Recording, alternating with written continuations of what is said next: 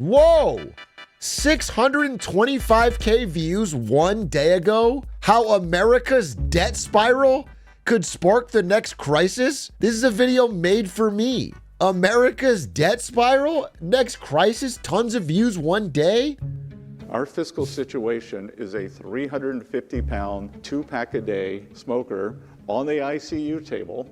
Dude, that's not a fun thing for your Treasury Secretary to be saying.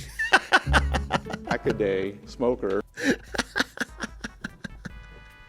Scott Messett, you are in charge of this, and you're handing him cigarettes. The fucking BBB was like, here's heroin. Here's a double cheeseburger. There's no shortage of voices sounding the alarm about the national debt. There's plenty of debate on how to close that gap. Raise taxes, tell us, Leslie. Cut spending, a combination of both. No doubt any solution demands hard choices, but No, we're just gonna raise spending and cut taxes.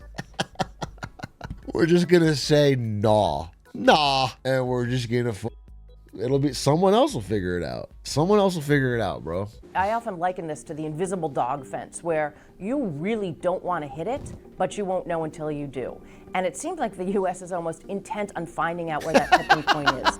Here, we'll explore That is kind of a good way to put it. It does feel like that to me. That's why I'm almost like, it just feels like we all want to know what happens. Collectively as a society, we've decided we're just going to drive this car directly at this cliff, and we're going to find out just to see, like, are we really going to fall? Is there really going to be a problem? Tonight at midnight, America puts an end to 3 decades of deficits and launches a new era of balanced budgets and surplus. New era lasted 3 years. Bro, you're out of office because of a blowjob in like a year and a half. Then Bush comes in, and it's gone instantly. New era. Dude, it lasted about as long as COVID. Since then, the U.S. has had several rounds of tax cuts, multiple expensive wars, a financial crisis, and a pandemic, all contributing to an historic fiscal hole. Well, I mean, One-third from tax just cut to be hole. fair, right? And a pandemic. Just to be fair, there's nothing we could have done about this, right?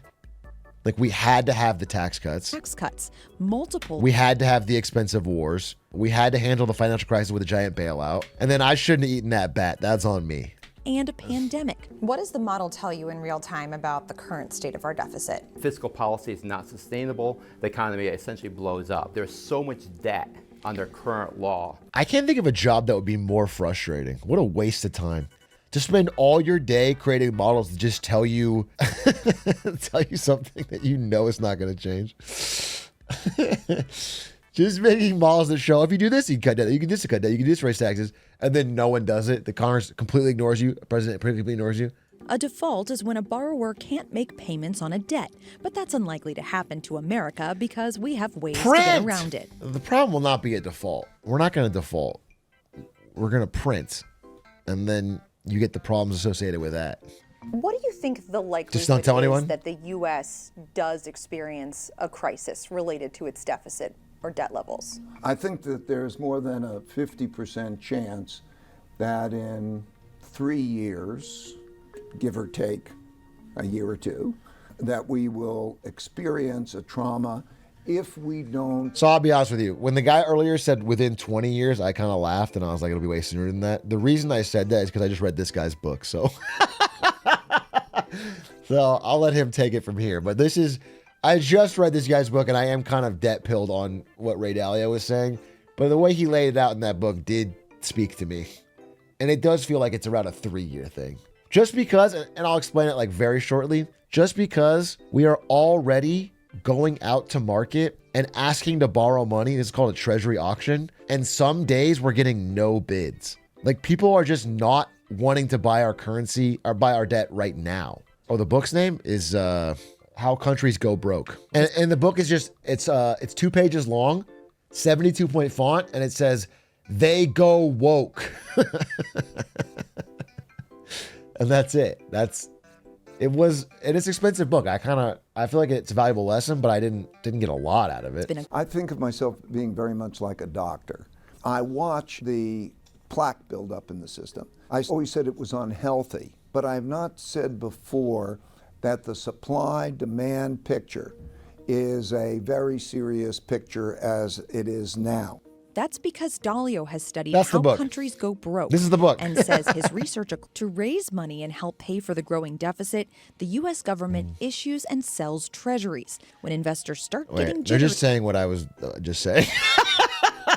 Actually, maybe this video is too close to me. I feel like about too much this is what I debt just flooding said. the This is markets. There was a lot of fear among investors that they could get burned again. And as a result of that, I coined the phrase bond vigilantes. Bond vigilantes is the stupidest name of all time. I just want to explain to you guys what a bond vigilante is. It's like if your friend Carl is in incredible debt, doesn't have a job, smokes crack every day, and then goes, "Hey man, can I borrow $5,000?" And you go, no. Now you're suddenly a debt vigilante. All it means is they're not buying our debt. They're not some crazy vigilante for doing that. There's not, I don't know why it's named that way. It is just people deciding to stop buying American debt, and they suddenly get called like the bond vigilantes. It's like if you're like, McDonald's is too expensive, I'm not going to buy their burger anymore. Now you're a burger vigilante. Because it can affect our economy, the health of our economy, and the growth of our economy. Okay. Thanks to a combination of soaring debt and high. Now, good YouTube etiquette here would be to, in the last half of the video, tell us why it's going to be all right. Just tell us why there's not really a problem. We can just do what we've been doing.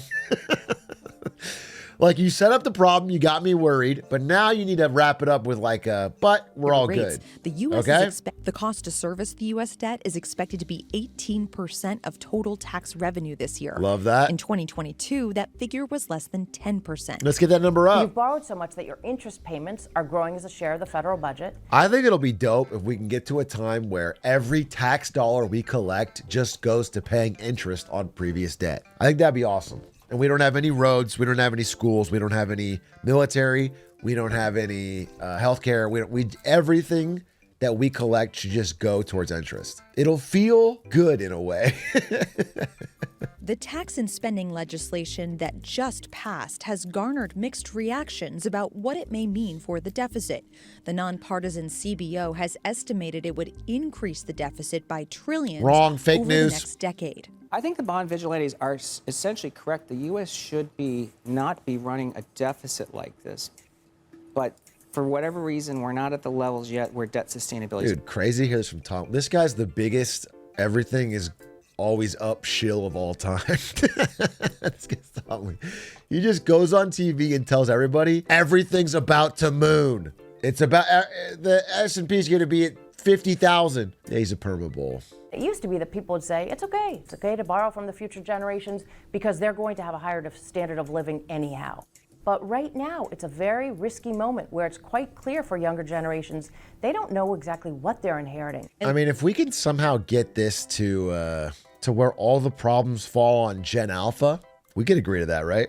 Like, if we can just keep this ship going until it's Gen Alpha's problem, but Zoomers are okay, Millennials are okay, can we get a deal on that one? This could be, I mean, they'll figure it out. They have skibbity toilet and shit. They'll, like, maybe, obviously, we're like running out of rope here. Like, they've kicked the can so long, and it's like, we have the hot potato, it's the end of the stick, we're running out of room. But maybe if we print enough and we delay enough and we change the rules enough, we can do one last final huge can kick for like 15, 20 more years to where we get ours.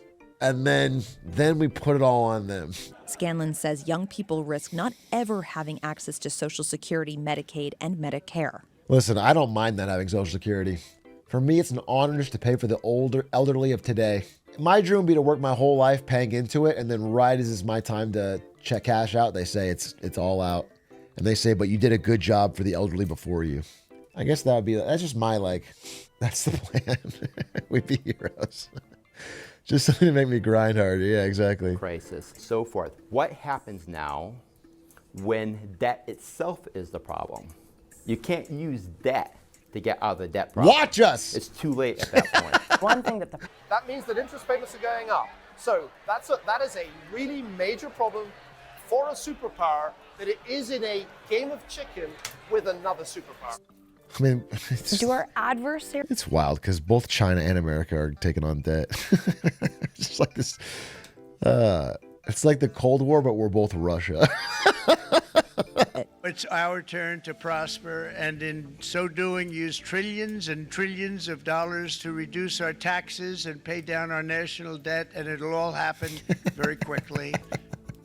All right, I'm looking forward to it. It's going to take leaders from both sides of the political aisle to agree, and I think to compromise, in order to generate solutions which can move us ahead.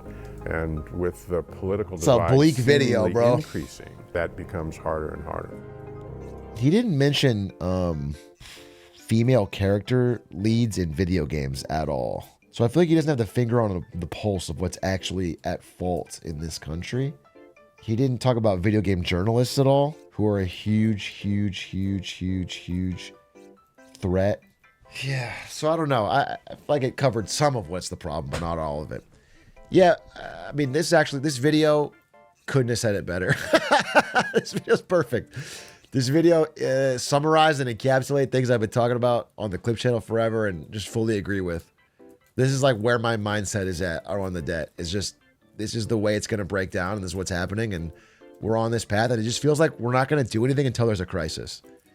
That's my current thinking on it, is that democracies won't react until there's a crisis, and there has to be a crisis. We have to have a problem. We have to have an empty bond auction. We have to have... we're just not proactive enough about, like, getting our shit in order. But we were able to. Like, it's, the wild part is this beginning with Clinton... Like, they did do that. They did go, hey, it's getting to be problematic. We got to bring the deficits down. America puts an end to 3 decades of deficits and launches a new era of balanced budgets and surplus. And we did do that. Now, it was an easier time. I'm not going to deny that. It was easier. The economy was booming, less competition globally. China wasn't in the WTO. I totally get that. But they did do that. And we've just gotten way more politically divided since then.